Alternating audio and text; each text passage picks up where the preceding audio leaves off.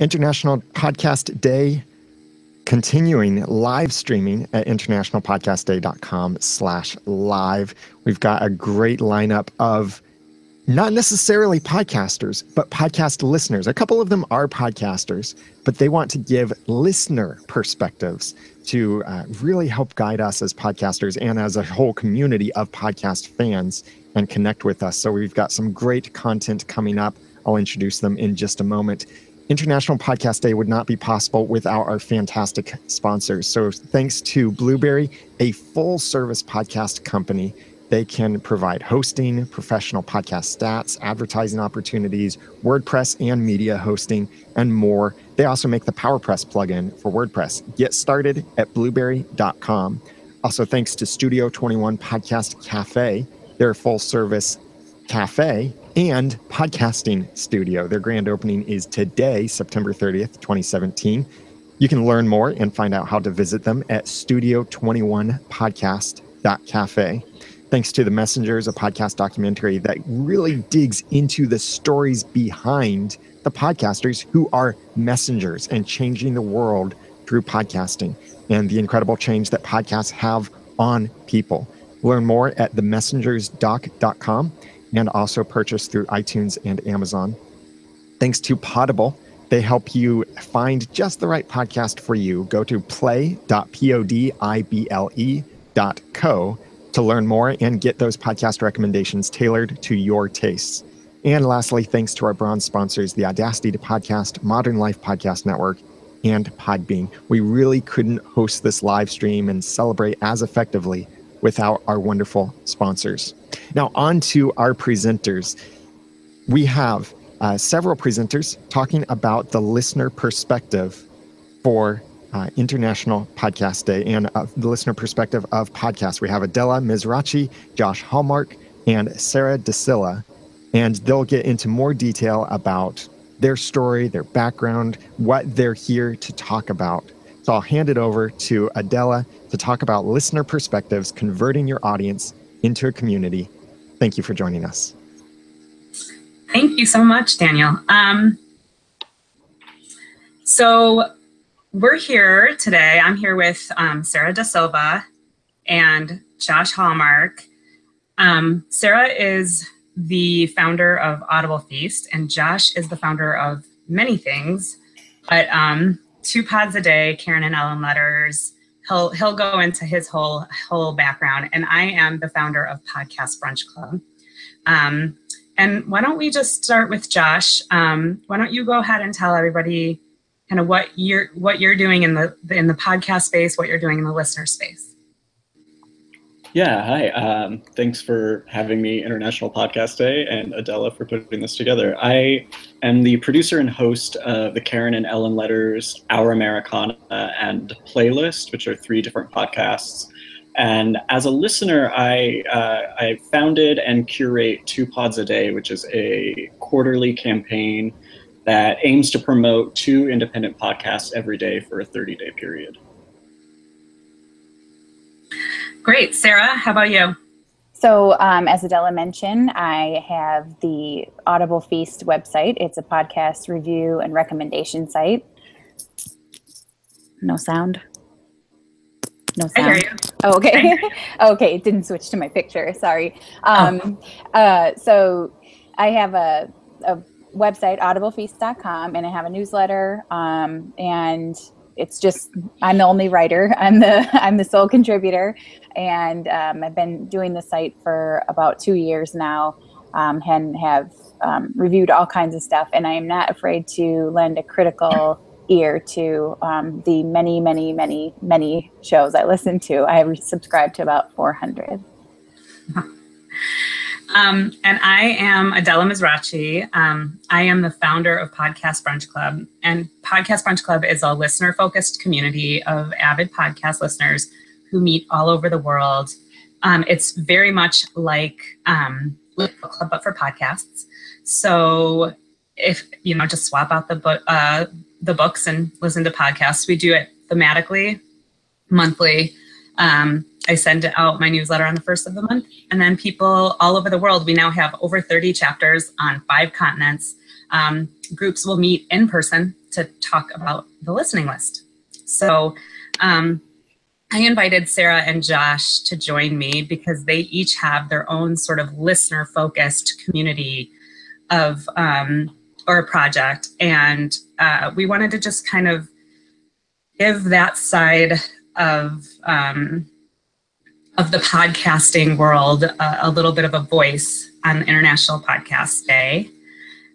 So we were going to talk a little bit about how we built our communities and why we feel, community is sort of the next level or the next step from audience. So like turning an audience into a community. For me, that's a really important thing for podcasters to think about. I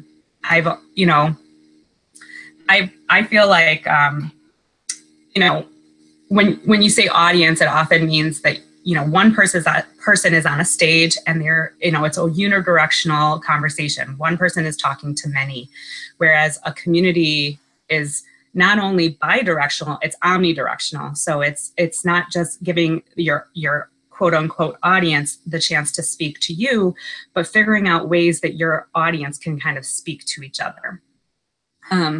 So that's kind of what I'm aiming to do with Podcast Brunch Club, figuring out ways for others to meet each other around, and kind of bond over podcasts. So yeah, I mean, what do you guys think? What do Sara and Josh think about that sort of idea and how podcasters can do that? Yeah, so I'll say I'm in a podcast brunch club here. I live in Houston, and I love that I get to meet people and actually talk about podcasts, because you do this, you listen in a vacuum and you're like, oh, that was a really great episode. And then undoubtedly you think, oh, I know somebody that would love that. But then a lot of times that just never becomes anything, right? And so I love the Podcast Brunch Club community part of it, but there's other ways that I've seen shows and newsletters and stuff build a community. I think what Josh has done with a couple of his shows and with the 2 pods a day thing are terrific examples of how to build community. And I don't know, I love the engagement. I think there's totally a benefit for podcasters in having that two-way communication. And I think a lot of times, maybe it's a self-deprecating thing. Podcasters, they kind of send stuff out in the void and they're like, oh, I don't know if anybody's going to listen to this, whatever. But people are listening. I guarantee you people are listening. And it's super validating to get that back, to get some feedback back, but it's also helps you refine your craft, of course. And you might think something that you're doing matters a lot to someone or doesn't matter at all, and you might be totally wrong. So having that constant feedback loop, I think it thickens your skin as a podcaster. I think it just really helps you refine everything you're doing. And Josh, certainly chime in. Yeah, so for me, community is really the basis of what we're doing. I think back to pre-podcast days when you had a favorite TV show and no one else you knew watched it and you just wanted to talk about it. The one thing I hear the most from listeners I'm engaging with is that they don't have a lot of people out in the real world who are listening to podcasts, so they have no one to talk to them about. And say what you will about podcast listeners, but if nothing else, they are passionate. You look at this as an industry, and for the most part, they are single-handedly funding this entire industry on a person-to-person basis. So that should speak volumes to the passion of podcast listeners. So I think when you think about community and how you're going to engage in community, that needs to be the basis, is that looking for a place to talk about this thing that they are so passionate about. And if that's your baseline and you build your brand and you build your podcast and you build the way you engage with people around that principle, you're going to succeed. But beyond succeeding as a podcaster, you're going to succeed in creating an engaged conversation, which is going to be symbiotic to both you and the listeners. So I just think community is how we should be looking at everything. And, if you're doing this full time like I am, you don't have a lot of resources, you don't have money.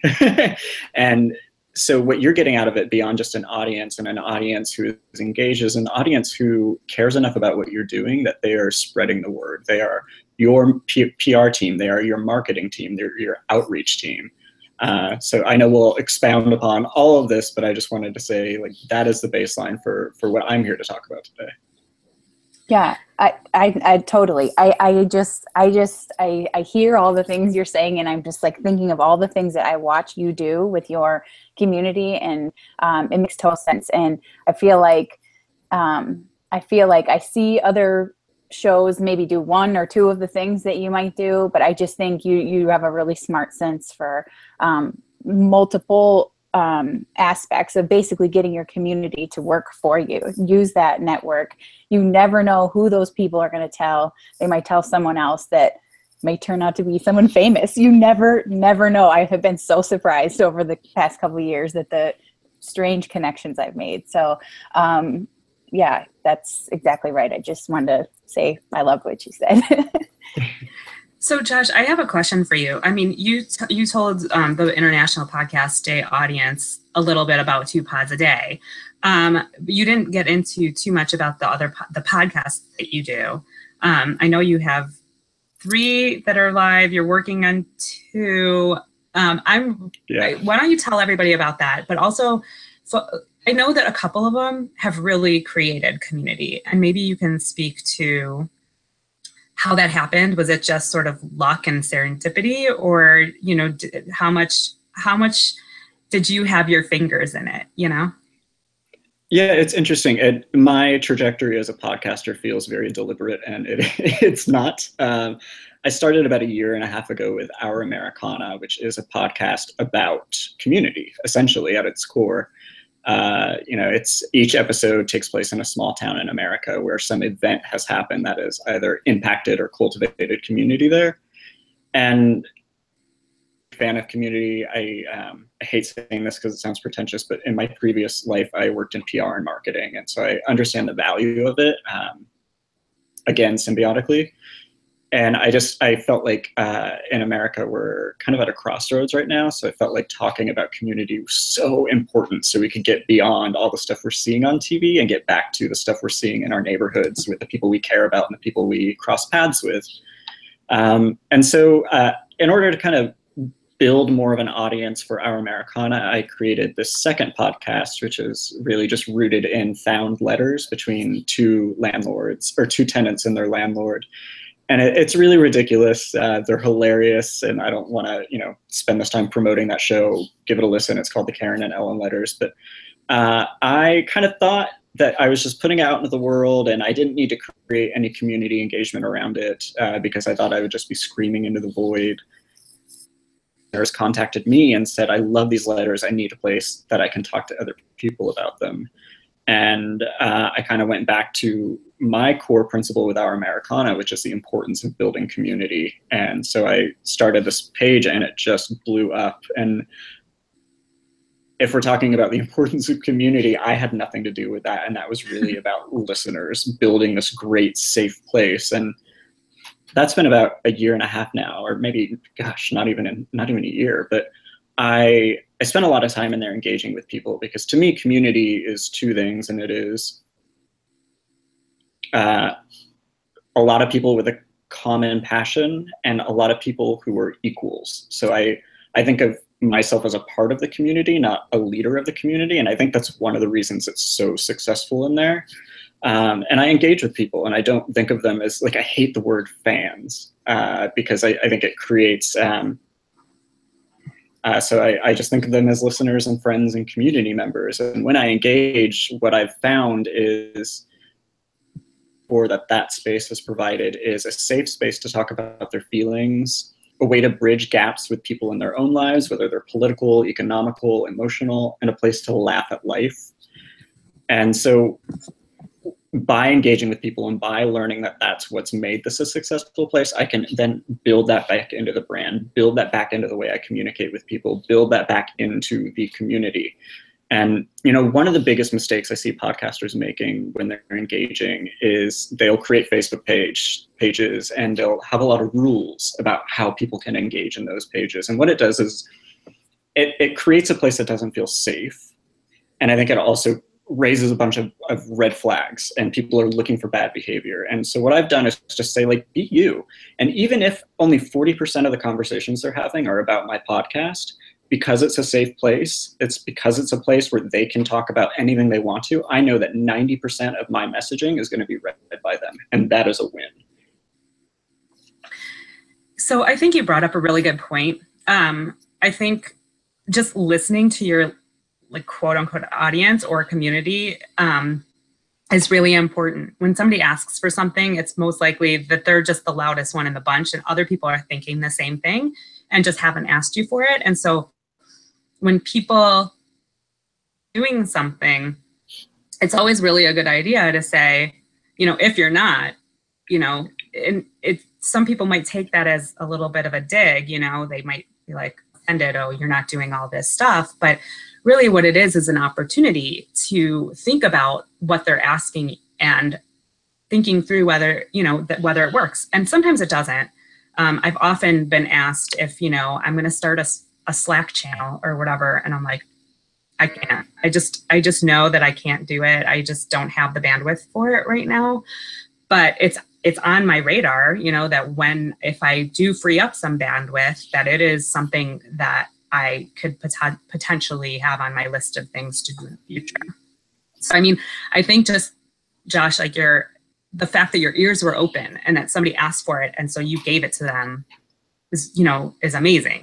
That's such a show of good faith in the people that are, you know, following you and listening to your product.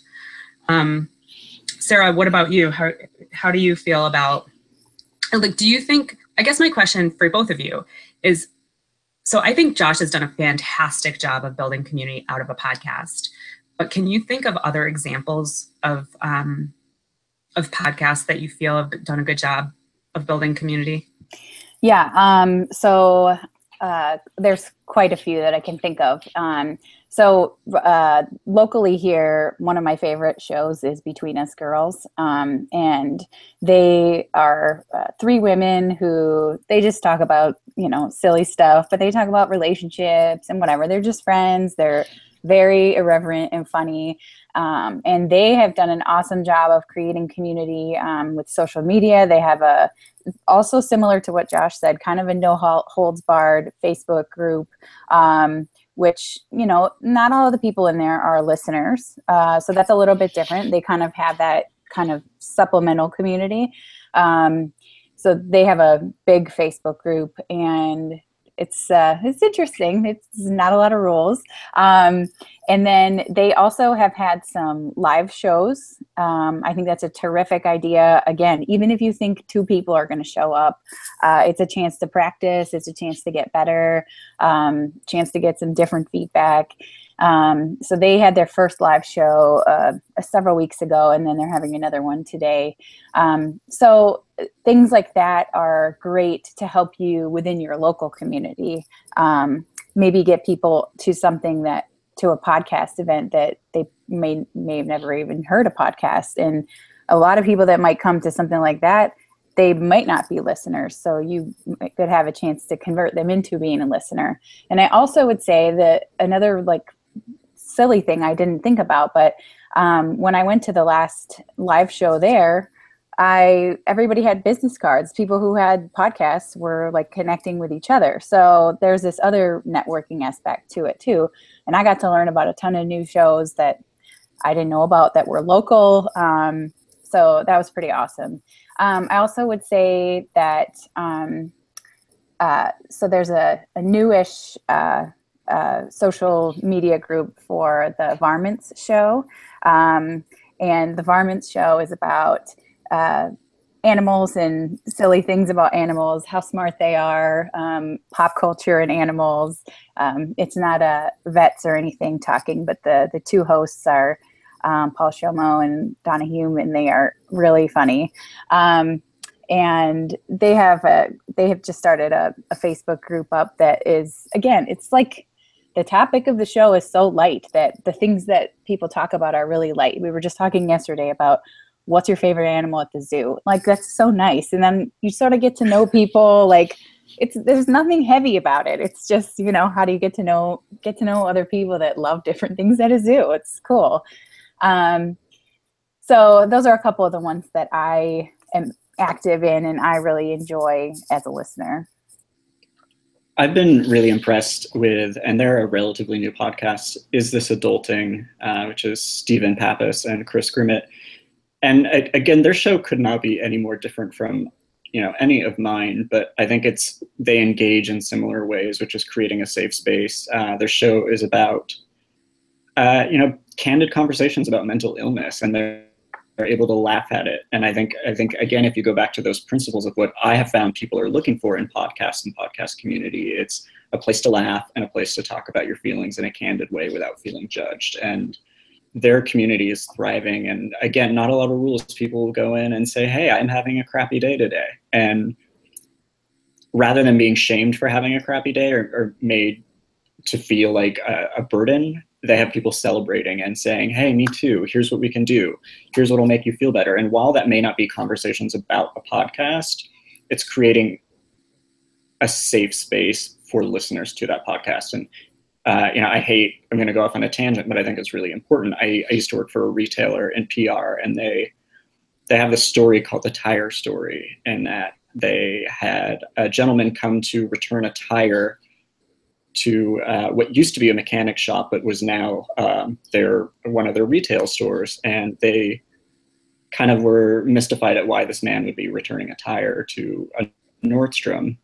But instead, they gave him his money back. They found that this man had a need that he couldn't get fulfilled anywhere else. And by creating a space for him to do that and giving him his money for $100, they got a customer for life, and they got a brand ambassador. And so I think when you go back to community and what we as podcasters are getting from it is, you know, those little gives, whether it's having a conversation that isn't about your show, or whether it's reaching out to a listener and saying, hey, I hear you and I care about what you're saying, you are creating brand ambassadors who will be loyal for life. And I hate using the word loyal because it feels a little gross, but again, it's just about cultivating a community that is going to be there for you as much as you are for them. Yeah, these are all great points. So one of the podcasts that's been sort of inspirational for me, as I've sort of dipped my toe into the podcasting world after doing Podcast Brunch Club for years, I've decided to start, as you both know, start a podcast Brunch Club podcast, very meta. And it's really simple. It's just a way to have a little bit of the conversation, you know, brought directly to people's earbuds, whether they can participate in an in-person chapter or not. But for me, one of the things is like, and it's just a monthly podcast, but you know, that monthly flagship podcast is just that me and one person talking about the listening list and the theme for the month. But it's sort of, I want to switch it a little bit. I want to eventually down the road, a la Death, Sex, and Money, and that's the podcast that's been inspirational to me, is give the microphone sort of to the audience, give them an opportunity to weigh in on some of these topics. Because a lot of time, you know, Podcast Brunch Club is not light. It is like the furthest thing from light. We're doing the death penalty next month. We're doing stereotypes in October, the death penalty in November. It's really heavy topics. And for me, it's about, you know, finding a way to have everybody meet in person, see each other eye to eye, put the phones away for a second and have a conversation with maybe people you would never have had a conversation with before. And so I want to figure out a way for the podcast to sort of do the same thing. And so what I want to be able to do, and again, this is sort of inspired by Death, Sex, and Money, is to kind of pose some of these conversation starter questions that we have anyway to the community and give them an opportunity to send in voice memos or email responses, and then stitch all of those responses together into a podcast episode that I would call like a community commentary episode. And again, Death, Sex, and Money does a great job of building community. Like they just did a whole segment about, you know, student loans, and they sort of created this student loan support group and all these resources for people who are struggling with student loan. And I think it was really because they were listening to the audience, to the community. They were listening to the feedback they were getting from the community and the angst they were hearing from the community after doing 1 or 2 episodes about loans. And they decided to turn it into something else, turn it into something bigger.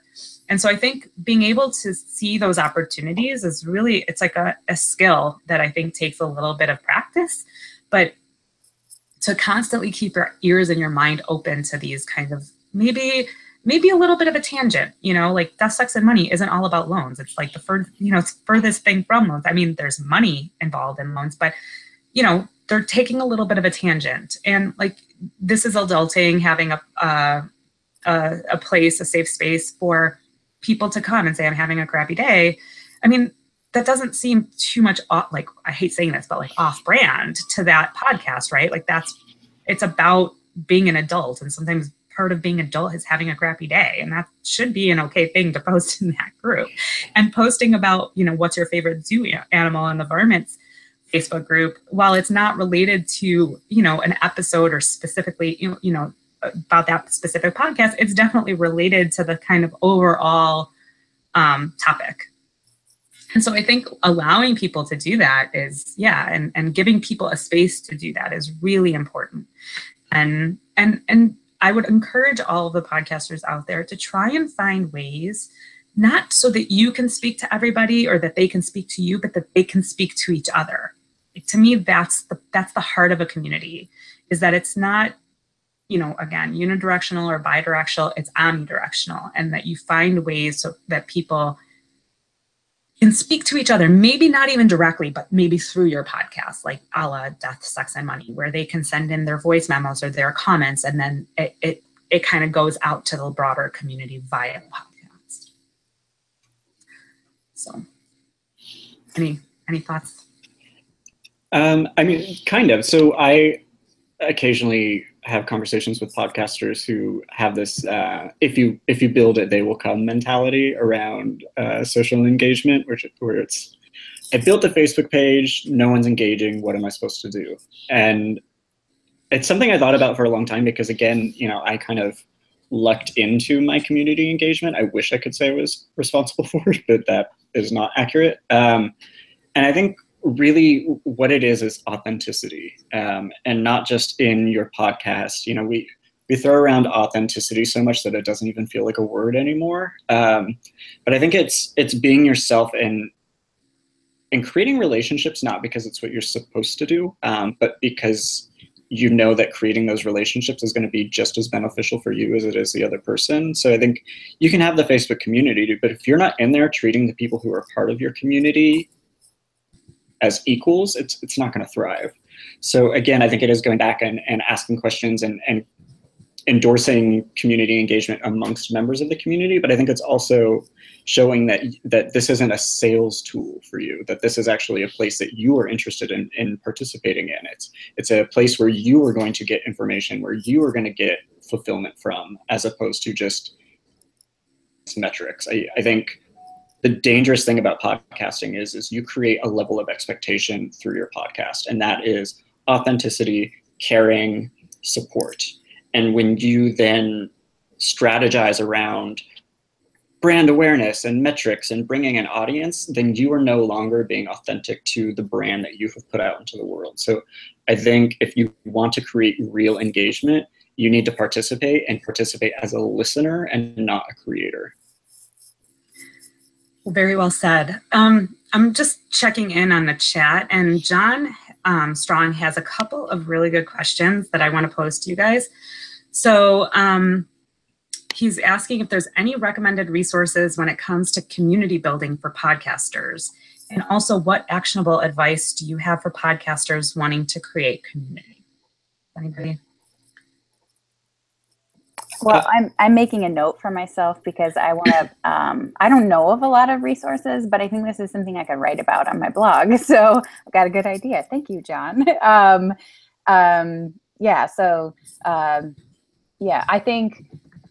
I think, well, go ahead, Josh. I know you're going to say something. Yeah, I think and I hate using these terms, but I just am from a marketing background, so it's impossible for me not to. I think market research is really important because this industry is so new and there isn't necessarily a roadmap to success. It's really about finding successful groups and just kind of watching, and again, also participating. I think participating in other groups, again, in an authentic way, not because I'm trying to fish for engagement, has helped me create an engaged community. So I would say find the groups that are successful, hang out in them, get to know people, connect with people. Don't be there because it's going to be advantageous for you. Be there because, or advantageous for your podcast. Be there because it's going to be advantageous for you as a person and because you actually want to create relationships with people. So I would say do that. And then, if you're wanting to create a community, I think just like I said previously, engage authentically, don't network. That's another gross word I think we need to shy away from using because it just feels really empty. Create relationships, get to know people. I never thought that a year and a half ago when I started this journey that it would create some really wonderful, important friendships in my life. Both with listeners and with other podcasters. And what I have gotten from that supersedes anything that happens with my podcasts. So I think if you go in looking for that and then just know that the silver lining is you're building an audience and you're building a community and you're engaging with people, then I think everything you do thereafter is going to be gold. That's what I love about you, Josh. So I love that that's your attitude about it. So Adela and I, we connected probably a little bit before International Podcast Day last year. And exactly what you're talking about is exactly what happened. It wasn't even necessarily like networking per se, but it was like, hey, I see you're doing this. Like, do you have any ideas? Maybe we could like help each other. And we've sort of built this actual friendship, amazing. And this kind of like not mentoring, but just like peer-to-peer helping relationship as well. And so I get so much out of that. Because somebody cares about the project that I'm working on and I can help someone with their project like that. It's not about, the numbers or whatever, like you said, but it's about the genuine caring and the authentic connection that you have with someone that I agree. That's because we are a nation of passionate people, like that you're going to find people that are willing to give you back 110% of what you're giving. It's really awesome. Yeah, I have so much to say. I mean, first of all, I feel like, podcast listening and podcasting is very lonely. I mean, it's a pretty lonely, solitary experience. You might have a co-host, but even still, it's you in a room or you and one other person in a room recording to this like anonymous audience of people or group of people. So I guess my biggest piece of advice is just ask people like, what could be better? What could I do? How would you want to engage with other people who are listening to this podcast, who are interested in this topic? I mean, I really think it's about listening and it's about asking. And I think, and I mean, like Sara said, it's crazy. I mean, she's like a really good friend of mine and I've actually never met her in person.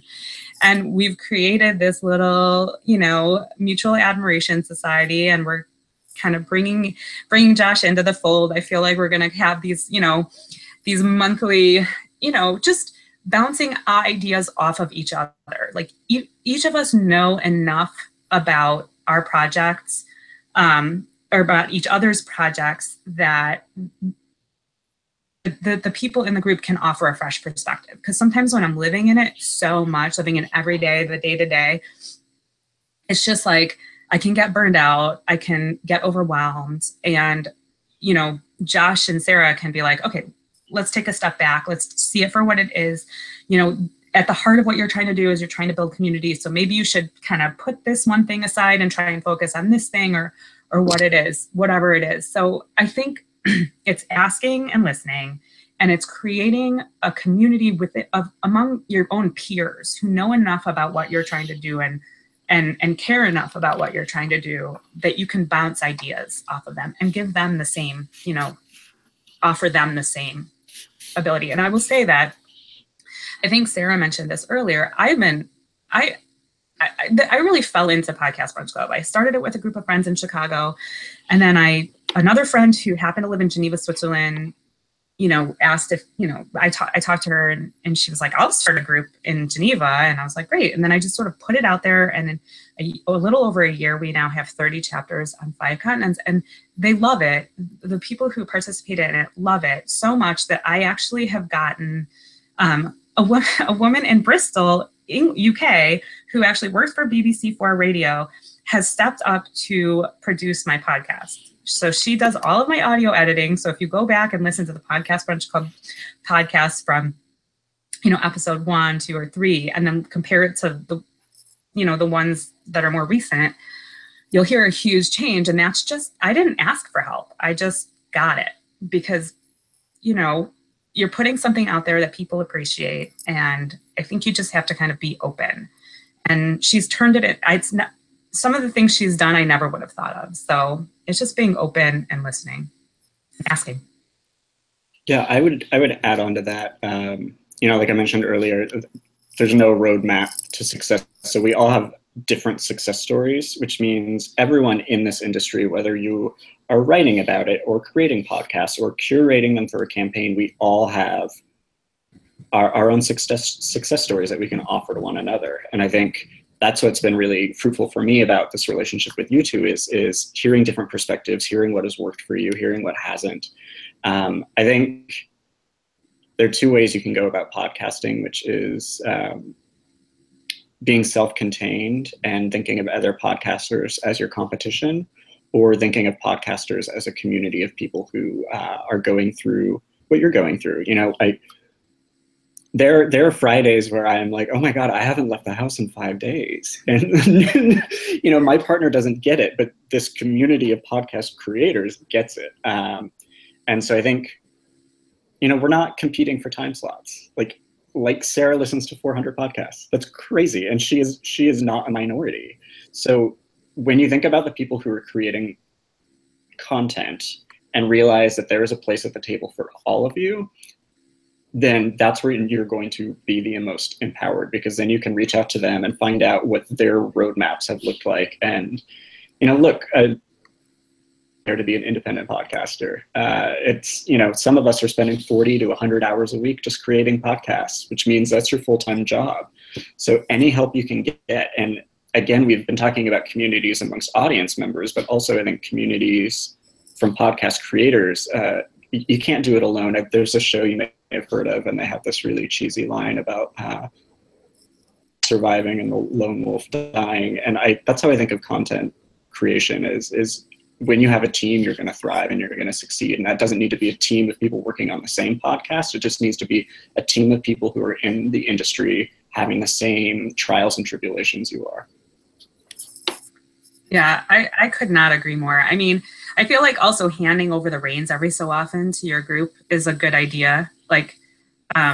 Part of what I do with Podcast Brunch Club, and this is just it's sort of evolved, is I used to do all of the podcast curation. So I would pick the podcast theme or the theme for the month, and then I would do all the podcast curation. And slowly I've sort of handed that over to the community. And one person will step up every month to do that work. And that's actually a lot of work.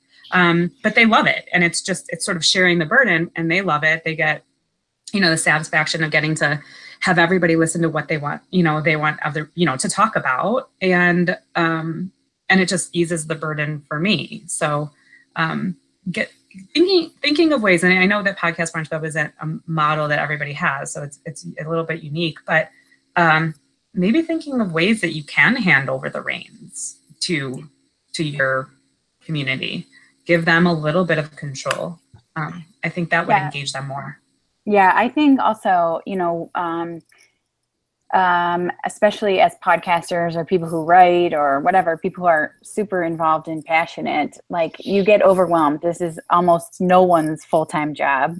And so you get overwhelmed with having to do everything yourself. And engaging listeners can actually be a way to help with that. And again, it's that you get this sort of omnidirectional thing that Adela was talking about. Like those listeners, they know other listeners, and then, well, that's a cool opportunity for somebody to get more involved. And maybe, a listener runs the Facebook group or something, instead of you like trying to remember that, oh, I have to make you have your list of these are the things I need to do on Fridays. These are, it becomes a lot to always have everything on one person, or two people if you have a co-host. So that's something that I've put into play. Is some of my readers for my newsletter and my blog have actually done guest reviews for my site. It helps me have variety on my site. It helps, like people listen to shows that everybody listens to such different stuff. So I have people write up things that I've never even heard of, which is awesome. And everybody doesn't have to hear from me all the time either. So it's nice to have that kind of switch it up a little bit. Yeah, I'll say, and this was not my idea, so I can't take credit for it. I was really struggling to create a promo for one of my shows because I just so important, but like when you're creating 4 shows and doing a campaign by yourself, everything is important. And so it just kept falling to the bottom of my list.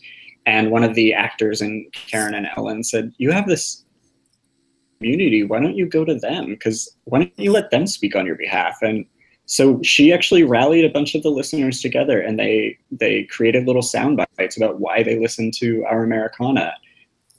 And we strung them all together, and I just added like a 20-second voiceover. And what would have cost me probably like a week of thinking and planning and organizing, my listener base did in a day. And like, to me, that means the world to me that these people care enough about what I'm doing that they're willing to take time out of their lives to support it. And to them, they get to feel like they're a part of my journey, and they are. So it just, again, it's this symbiotic thing that's really helping you. And again, it's handing over the reins to the people who are invested. And if you don't reward people for being invested in your show, you are going to fail. Yeah, I also, in my newsletter, I do a podcaster profile. So my newsletter doesn't come out every week. It's every other week. But I was thinking, like, I get so many, and Adela has helped me, especially with a lot of these things of like, how do I manage all of these balls? How do I juggle all of these things and put them into like organizable like buckets? And so I came up with this. I get so many solicitations probably every single day. People are asking me, can you review my show? And it becomes a lot for me to keep track of. So I still want to recognize that those people have contacted me and that they want to be involved. And so I came up with this kind of just a simple Google form where people can say, this is what my show is all about, but then a little added, flavor to it. What are the shows you really love to listen to? Or what's the last 3 shows you listened to? And what inspires you. And then I put that in my newsletter. So somebody different gets profiled every week. It's just another engagement thing that they did most of the work because they created the little profile, and I just did them the service of putting that out there to my readers. So again, I get more diverse perspectives. So little things like that, I guess, thinking about how you can work with your community. I do actually want to put it out there that if anybody wants to bounce ideas off of me, I'm happy to like chat or email back and forth. So I will my email address is Adela, that's ADELA at podcastbrunchclub.com. I'm happy to help in any way I can. It kind of would be cool to create sort of a support group for people who are trying to build community within their own podcasts.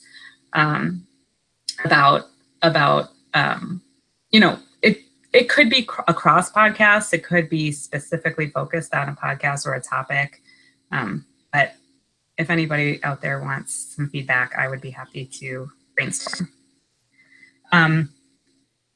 But I do want to give everybody on the panel an opportunity to kind of tell everybody, just for people who may have come in late, what you're doing, and how to get in touch with you, your website, Twitter, all that good stuff. Yeah, so I am the curator and creator of 2 Pods a Day, which again is really just taking everything we've talked about today and turning it into a campaign. It's leveraging different communities and creating community out of doing that. So that is, its 3rd round is launching tomorrow. And it's 31 days of promoting 2 independent podcasts a day, every day. And then I also host and produce Our Americana, which is about community in small town America. The Karen and Ellen Letters, which is found correspondence that is ridiculous and hilarious. It's a comedic mystery, which I think is a genre in and of itself. And Playlist, which also another collaborative community project where each week I get together with 3 to 4 other podcasters and we talk about music. And I have been writing the Audible Feast website, audiblefeast.com. I put the link in the chat window over there. I've been writing it for about 2 years, and I review and recommend podcasts. I have these 8 categories that I review everyone on, and it's a 1 or 0 out of 5 star rating. I have given podcasts 0 stars. I don't like doing that, but it does happen. And so I'm not afraid to give a critical, constructive review. And it's just me writing the site, writing all the content on the site, except when I get some great guest reviews. I've had some from Adela, and I'm getting one from Josh coming up soon here. And then I also keep track on my site. They say it's reviews and recommendations, but there's actually tons more there. I do network spotlights. Like I just reviewed the APM, the whole network. What are their shows? What do I think about it? What do I think about the shows?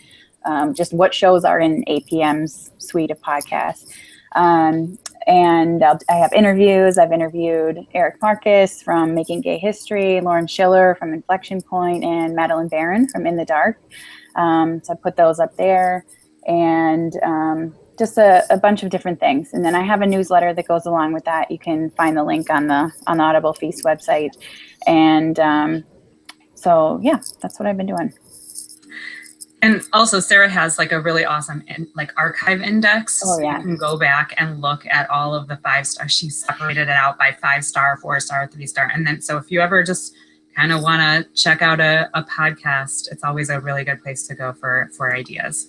Yeah, and I forgot the one more thing that Josh, I know Josh is looking at this. I write down every podcast I listen to every day. So it's a lot. So I don't lie about anything. It's more for myself to remember what I've been doing. But so at the end of the week, when I do a best of the week list, which I do every single week, I can, remember. But anyway, that you can find that's the true insight into my soul is, that whole list of every single thing I'm listening to. I don't leave anything off. So yeah, that is dedication. I cannot imagine doing that, especially when you're subscribed to 400 podcasts. Uh-huh. Mm-hmm. Yeah, and I'm Adela Mizrachi. I am the founder of Podcast Brunch Club. You can find it at podcastbrunchclub.com. I'm also on Twitter at Podcast Brunch. If you go to the site, kind of click around, there's a tab at the top that shows all of the in-person chapters, and there's like a map on there, and or there's a list also, and there's a form at the bottom of that page. If your city is not listed and you want to start a Podcast Brunch Club chapter where you live, you can fill out that form, and I'll get in touch, and we can talk about the process. No obligation. It's all free. It's just really fun, and it's just a way to kind of bring all of that stuff that you're listening to into real life. So that because I'll always be like listening to a podcast. I don't know about you guys. I'm sure this happens to you guys. Listening to a podcast, and I'll either be like laughing hysterically or about to cry, and I'm looking around the room to see if, either I'm in public or I'm by myself and I want to talk to somebody about it, and I can't. So this is just sort of a fun opportunity to do that. And I should say brunch, it's not always brunch. It's sometimes happy hour, sometimes dinner, it's whatever. And, some of the podcast brunch clubs don't always even talk about all of the theme for the month. The themes can be heavy, and so they go off on tangents and talk about whatever, and that's fine. Just talking about podcasts. So I think we're about to wrap up. But thank you guys so much for joining me, Josh and Sarah, and for all of the people, 42 people online right now that are on the chat, at least on the chat room. So International Podcast Day, thank you guys so much. This is awesome. I love doing this, and I really, really appreciate the opportunity. Adela, Josh, and Sarah, thank you very much. This was a fantastic perspective, one that I think a lot of podcasters should really focus on more to learn how to connect with their community, as well as I think some great opportunities for the community to learn more about how they can encourage the podcaster in ways that they can encourage community among themselves and with the podcasters too. So thank you very much for this fantastic information. Adela, Josh, and Sarah, we really appreciate your being part of International Podcast Day. We've got a whole lot more coming, including the People's Choice Podcast Awards later this evening. I'll be presenting a session later on how you can help podcasting grow, and so many more sessions coming. This is the end of my time hosting the International Podcast Day live stream. Either Dave or Steve will be coming on and hosting the following hours, but I'll be on throughout the day, as well as engaging in chat and on Twitter and everything. Hey, remember, anytime you post on social, use the official hashtag International Podcast Day and use this day to celebrate. Get together with other podcasters. I'm about to see some local podcasters in my area and hang out with podcasters, send positive feedback to the podcast you enjoy, try a new podcast. Hey, try 2 podcasts today if you want to, if you can break away from the live stream here. And send your friends to internationalpodcastday.com to learn more about this day we have to celebrate the power of podcasts, and so that they can watch some of this incredible content coming out from our live hosts. We've got a lot more coming up, and we couldn't do this without our wonderful sponsors. So thanks again to Blueberry, Studio 21 Podcast Cafe, The Messengers, a podcast documentary, Audible, and our bronze sponsors, the Audacity to Podcast, Modern Life Podcast Network, and Podbean. Thank you very much to our sponsors. Thank you to our fellow hosts and participants in the live stream. And thank you for celebrating International Podcast Day with us. For the rest of the International Podcast Day team, I'm Daniel J. Lewis. Celebrate the power of podcasts today and start that conversation. Thank you for joining us.